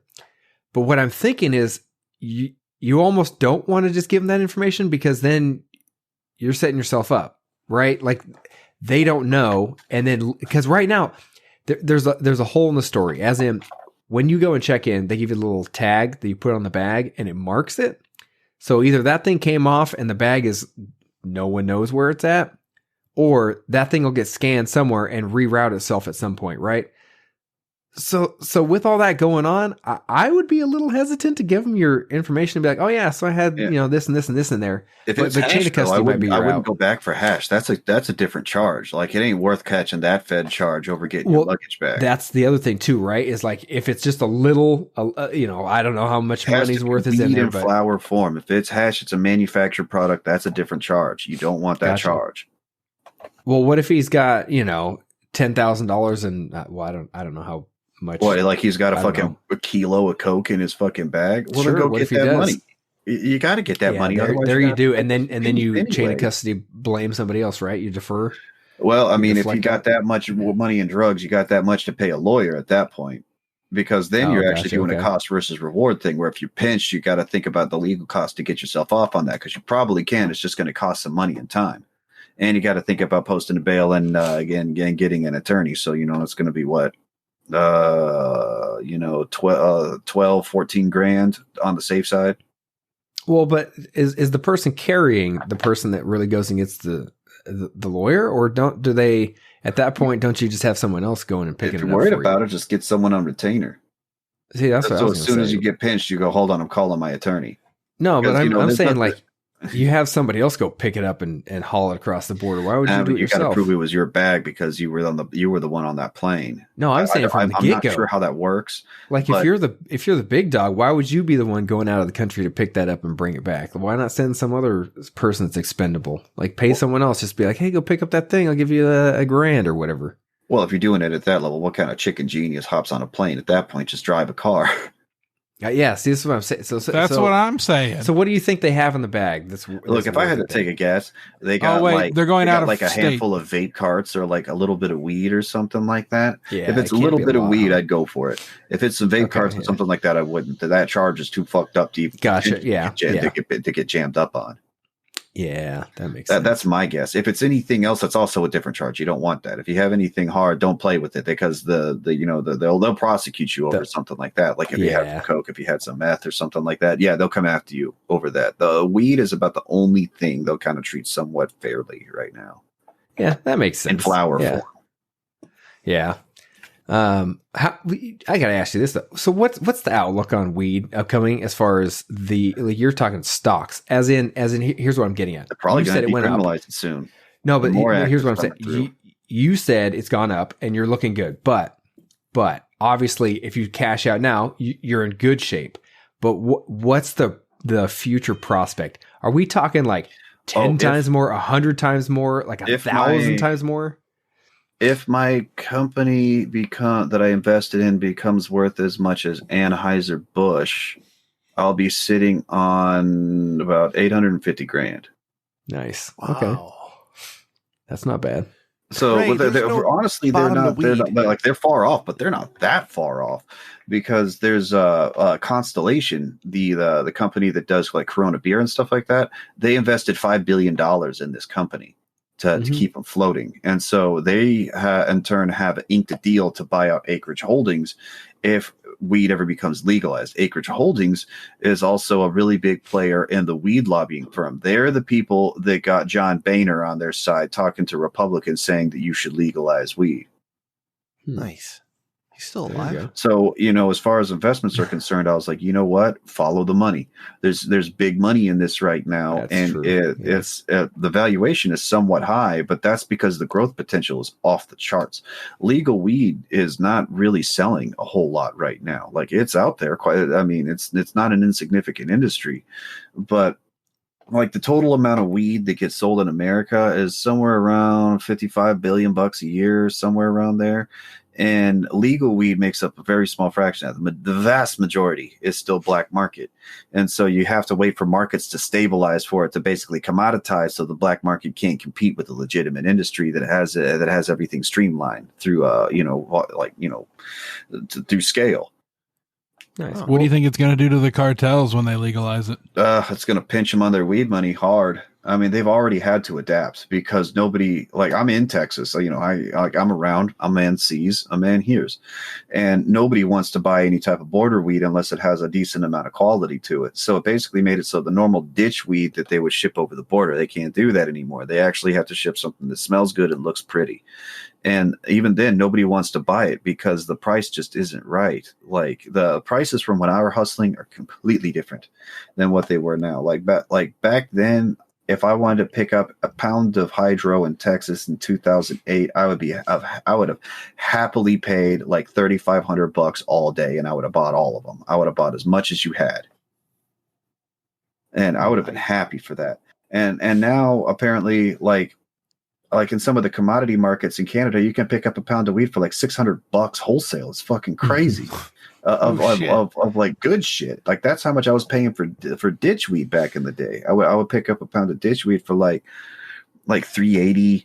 So like somewhere in the high threes, mid threes, somewhere like that. And that for me, that was the damn deal. And you can't even find that weed anymore because it's an inferior product and no one even wants it. So it's just gone. Well, so Jaden, that's your answer. Go get your probably weed out of your suitcase. And sell it and invest that money in weed stocks, and then pretty soon you're going to be sitting on $1 million. I mean, if you're not investing in weed stocks, you're stupid. Like that's you should have been investing in it. You said that last time I fucking talked to you, Rim. Where's all your weed stocks? Listen, I don't have the money. I have kids. Adam from Houston. Not with that attitude. Why aren't you squirreling away your kids' college fund like a good dad? Yeah, I got to count on that free college education from Joe Biden's America. So, hey, raise a glass to socialism. I love it. I love that stuff. I love socialism, and I love censorship, and I love not having my own thoughts. So it's going to be, I can't wait. Next 4 years, it's going to be I've got things set up so perfectly that as soon as, I got a degree thanks to Trump. I mean, I did get some student loans. You went to Trump University? And then he tacked on the student loans with it, but I got it set up perfectly so that you took a construction degree, right? No, so now Biden's coming in and he's going to wipe away those student loans. I mean, it's just literally perfect setup. I mean, it couldn't pan out any better for me. Do you qualify for the student loan debt erasure? Yeah. They just deferred everything. It's been I don't know if I get qualified for what I don't know, but everything's deferred right now. Because I remember I was there the night Hot German News Babe paid off her last student loan payment. Like we happened to be there because we had band practice, and she was so proud of herself. And finally, 15 years after college, she finally paid off her student loan debt. 15 years. Yeah, it's a lot of student loan debt. Okay, but whatever it was, maybe it wasn't that long. I don't know, Ray. I'm drunk, but she was very proud of herself, is what I'm saying. And now all these assholes are going to get their college loans paid off. You sound like a player hater right now. I'm player hating. Yes, I am. Yes, you're a player hating. I never went to college. Envy. You're mad at what someone else got because you had to work harder for it. That's a player hater. I didn't work for shit. I mean, I worked for a lot. Like I didn't go to school for shit. Like I worked hard to get where I am now, Adam. I'm a very successful man, and because of my early younger 20s financial troubles, I don't like playing with money and risking it all to go. I got kids. Yeah. Take care of. You took the wrong route. I don't do shit. I barely work, and I just got a bunch of free shit from Trump. Yeah, I mean, geez, you barely work, living the life. You asshole. We didn't know if you were alive or dead today, Ray. Like Randy and I legitimately were concerned about your health and safety. It's just naps. I just napping all day. Ain't you about to get $2,000 you can spend in weed stocks there, brother? No, I got another stimulus check already. I'm waiting for the second one, or third one. Sorry, I'm waiting for the third one. I got to buy guns. Bring on the free money, baby. I got to get high. Did you hear the best part though? They're increasing the child tax credit to $3,600. Hell yeah! Really? A child. I'm going to be the most armed militia guy in my neighborhood. Fucking awesome! Literally, you're going to build a gun range in your backyard. Yeah, I build a sniper tower at the corner of the street. Fuck yeah! I still got my Trump bucks. I made sure to never have my bank account dip below that amount of money, so that I could always claim I still got my Trump bucks. Yeah, there you go. Money's fungible. You can move it around however you want. So yeah, I still got my Trumpy dollars. Yeah, the fucking guy was good for something. Fool. All right, Ray, do we want to do voicemails after the show, or do you want to do it right now and then end the show? Let's do it right now. Let's get him in. You sure? Yeah, I'm not tired or anything. I'm just napping all day. We love hearing your voice so much that we used an EDM instrument. Finally, a voicemail. With a positive, uplifting feel. Told you guys it was easier without voicemail. With her, now, suddenly we got here voicemail. Are the voicemails, so you can listen to the sound of your own annoying voices. You egotistical nerds. Yeah, it's like going to be like 6 minutes of voicemail, Ray. Jesus Christ. Let's do it. I got to say, before we get going, is that a couple weeks ago on the Not Free Consumption podcast, a gentleman called in the voicemail complaining about not getting his Uber Eats soup on time. It was chicken noodle soup, and he didn't get it, and it wasn't delivered. It was a whole incident with chicken noodle soup. Okay, so I called Not Free Consumption. I said, hey guys, I mean, like, really? I mean, it's chicken noodle soup at its most basic level. It's chicken broth or water in a chicken cube and some noodles. Like that's chicken noodle soup, right? You could jazz it up, adding chicken and vegetables and onions and spices and stuff, right? But and it's very basic. It's very easy to do, and you can do it within 15 minutes. But this guy is ordering fucking chicken noodle soup from Uber Eats, and it never came. I was just kind of making fun of the listener. And then I said, it must be nice having listeners because I wish I had listeners. We only have 8.25, depending on the week. Oh, no, we're pushing over the top today, man. We're gonna hit 10 1/3. I appreciate it. That's why you're here, Adam. Yeah. So I finished the episode of Not Free Consumption this week, right? And my voicemail wasn't on the show. So I texted Maddie. I'm like, hey, man, my voicemail didn't make it. I guess Google must have eaten the voicemail. And he said, no, bro, it was in the show. And I'm like, what? He's like, yeah, but I had to cut it out because that guy you were making fun of, he left a whole bunch of voicemails that were really depressing that ended with him wanting to kill himself. So we just cut everything out because those voicemails came, and then your voicemail making fun of him came right after, and it wasn't a good mix. I'm like, oh, yeah, all right, yeah, rock and roll. I understand. Due to no fault of your own. Yeah, I mean, I think they made the right call. Like I wouldn't fault him for it. Yeah, and 100%. Yeah. And they said he reached out to the guy. Hopefully he's okay. So, dude, I hope whoever you are, I know you don't listen to the show because we have 6.5, but I hope you're okay. Anyways, let's get to dry committing faux pas. This sounds like censorship to me. Yeah. All right. Yeah, censorship. You should never censor anybody. Never censor. Absolutely never censor. We should censor this. You can start talking. Start talking. Oh. Yeah. Oh, we got a butt dial. Make a random noise real quick. I'm actually calling on a Monday. It's your boy Isaac. I haven't called in to leave a voicemail in a very terrible long amount of time. Do you wake up in the middle of the night to leave this voicemail? Like, possibly. He's coming off some the bad baby shit has happened, and I mean, there's like a degree of malady within our country, and big tech is taking over because the party of like people who look at their interpretation of long pauses. What they extrapolate from it in Randy doing an impersonation as someone's intention in totality have basically gained power, and they're just like the opposite of how we were. I mean, it's like, what the fuck? Hey, I mean, hey,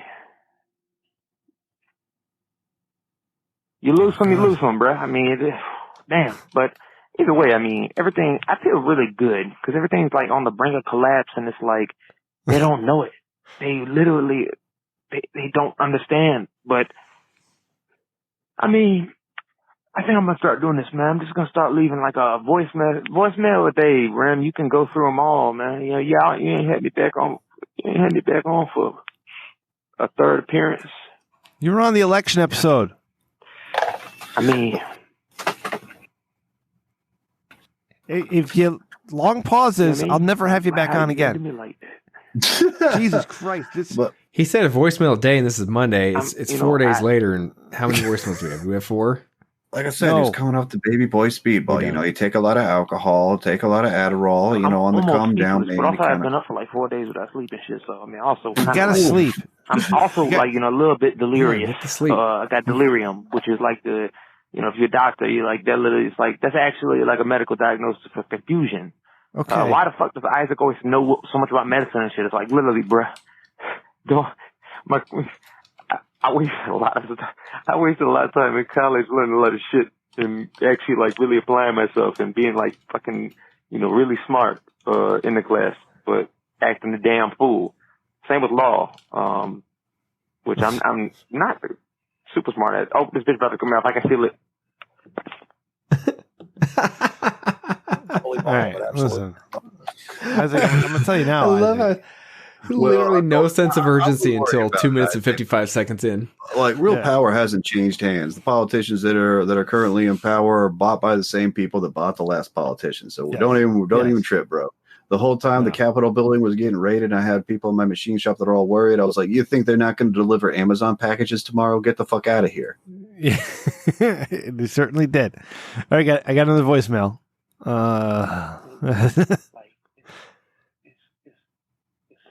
Start. Oh, wait. Can you guys hear this? It's just quiet. Think about it. Like, let's see. You got to go around. You got to go around. The whole thing is at this level. Whatever. Also, if Ray, if you hearing this, how you doing, man? You seem like you got your shit together, man. I wish I was you, man. Like, you want to trade, corporeal, like, existences, bruh? Like, imagine what that would be like. Like, if you trade, like, bodies, you're trading minds, but, like, trade some degree of essence. Now, see how mushrooms? Hold up. Maybe. Well, then again, if the dude's been up for 4 days at that point, I mean, man, past day 3, shit starts getting fucking weird, man. Randy used to do that shit. I'd yell at Randy all the time for fucking. But maybe you can have an episode where it's literally like, hey, man, it's a bonus episode where literally it's just Isaac not shutting the fuck up. And he just called in and just had someone over and he just like literally was just leaving messages. Like, here's. Yeah, the bitch cut you off. Boom. Isaac, half that thing was no volume, so I had to fast forward. So thank you, Isaac. Thank you for calling in. We do appreciate your participation in the show. And if you would like to get your yes. voicemail on the show and participate with us, 860-316-4776. Okay. All right. We're coming to the end of it here. Adam, I love having you on. I feel like this episode went by in 5 minutes. It was a very quick episode. That means it was a good one. That means we had fun and we had a great conversation, and appreciate that you're here, and we'll get you back within the next 12 weeks or so. So please, Adam, I mean, do you have bonus episodes to plug anymore? And like I say, real quick, Rim, you son of a bitch. I'm sorry. We have you on for free.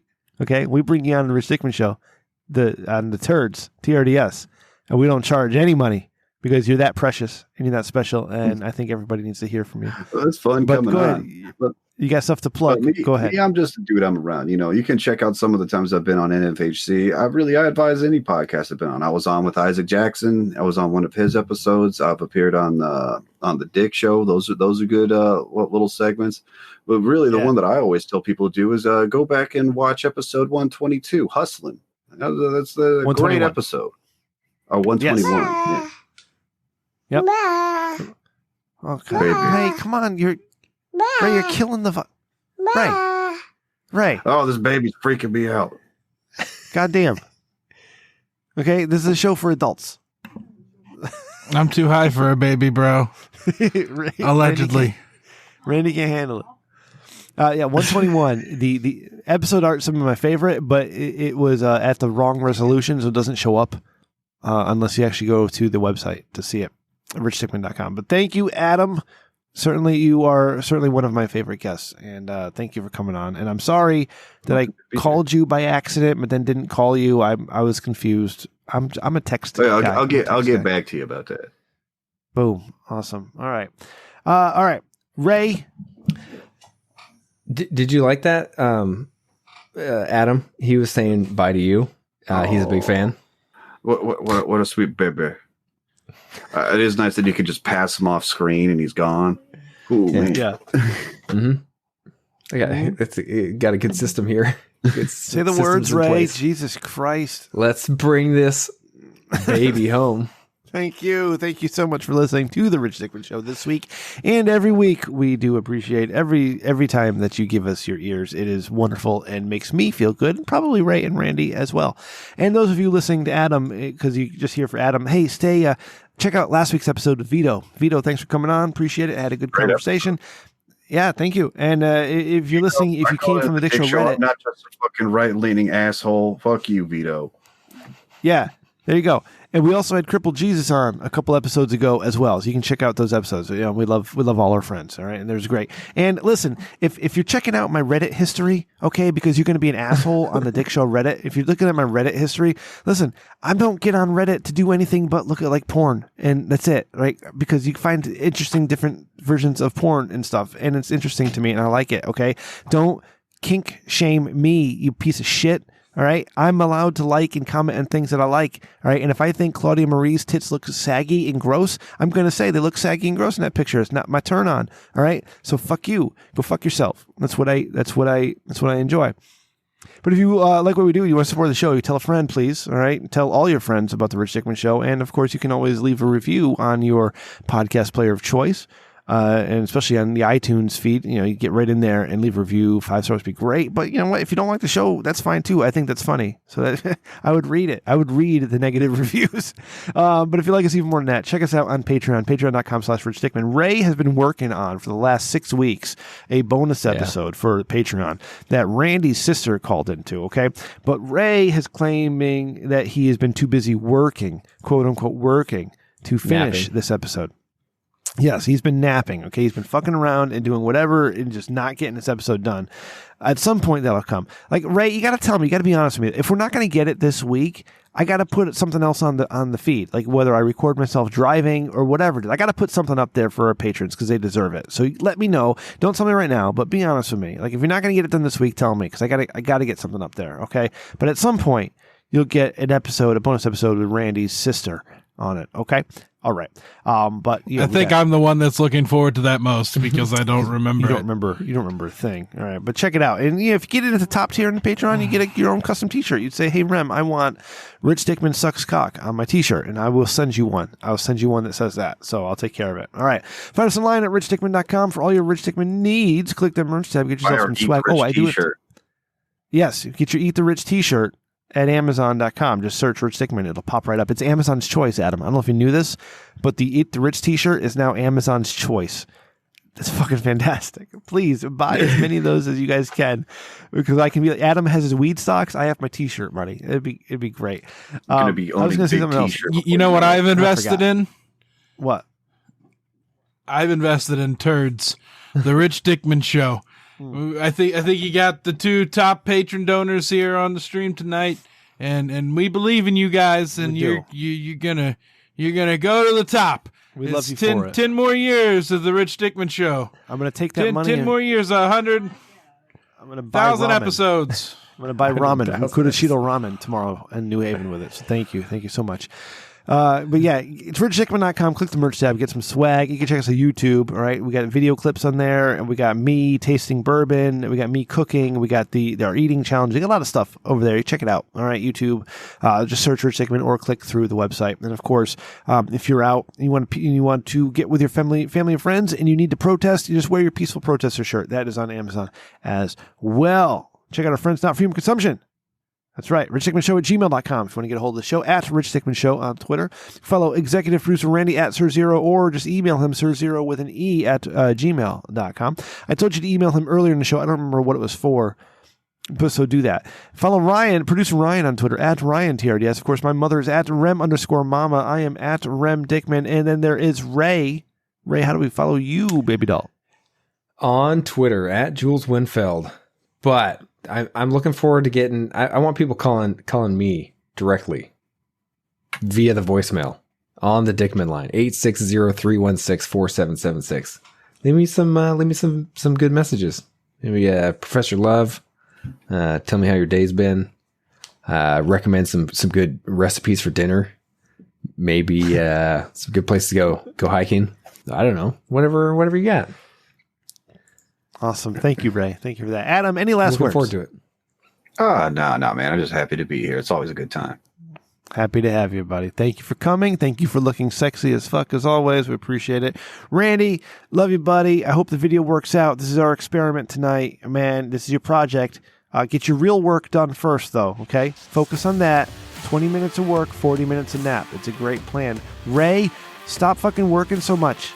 Okay, football's coming up this weekend. I need you to talk to me and tell me what's going on with football, because I haven't been paying attention. But stop working so much. God damn it. Leave me with Randy and Chris O.C. throughout the day. Okay? Knock that shit off. All right? Well, you guys, thanks for listening. We'll see you next week with 143. I think we're going to have Mad Cucks back on next week. So, boom. Good night. See ya. Peace. And love. Well, that was an episode. Hell yeah. So, what the fuck? Yo, we love large people, so I don't know why. That's Amazon's call. That's an Amazon thing. That's not an us thing. Okay? Oh, Christian, shit. There's Svensson. I got to go. Oh, shit.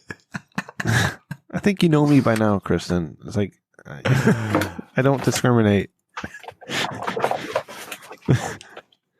There's no 4X on the Amazon? Just wear them smaller. Just wear them tight. Make tank tops out of them. I'm sure it does. Yeah, bud. Just cut the sleeves off.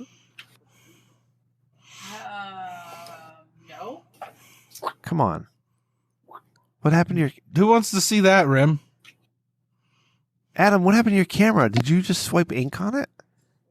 Did you guys see that? I did. I was confused. Yeah. I didn't see it, but it's probably just a camera effect. Is that what it is? I don't know, but it was pretty cool. Adam? Yeah, look what I can do. Probably playing with the... Hold on. Oh. Look at that. What is... Oh. You guys need to stop. Cover. You guys... It's just like a lid. You need to stop right now. All of you.